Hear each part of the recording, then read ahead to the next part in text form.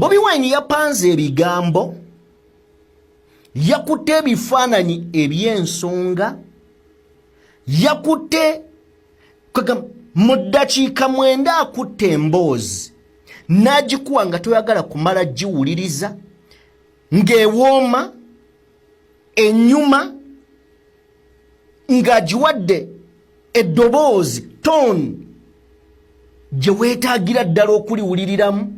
Kagamba kabadde kawoomu, nkimanyi bingi byanditaddemu, naye olw'obufunda bw'obudde yanoonyeza those key points z'abaasoosowaza okusinga ebirala. And I think toli disappointed nga tetunnabagenda mu luloddo genda wala, nzikiriza nkuwa emboozi eno. Freedom fighters and human rights activists from all over the world, ladies and gentlemen.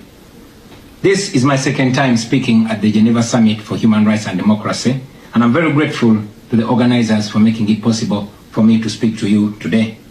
In 2022, I spoke about a country that I call home, Uganda, a nation of 50 million people living under the violent military dictatorship of General Yoweri Museveni, who has for 40 years twisted the law and used the military to stay in power. I told you of how I ran for president against him in 2021, how it was the most violent political campaign yet, and how he massacred hundreds of our people on the 18th and 19th of November 2020. How he shut down the internet on the eve of the election, imprisoned me inside my home for weeks, and then declared himself winner of the 2021 presidential election. Now, it is 2026, and here I am again, speaking to you at the Geneva Summit.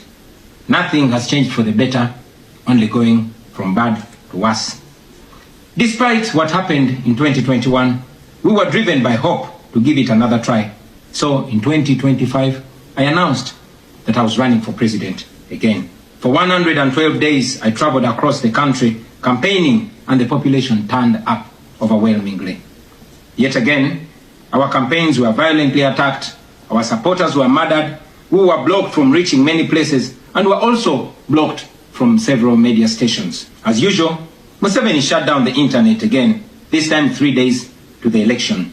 And what happened thereafter was not an election, but a military operation. The election was so rigged to the point that even at the polling station where Museveni voted for, he got much more votes than the actual registered voters in the register. Our polling agents in several places were arrested and whisked away. Several of our party officials were arrested and many abducted.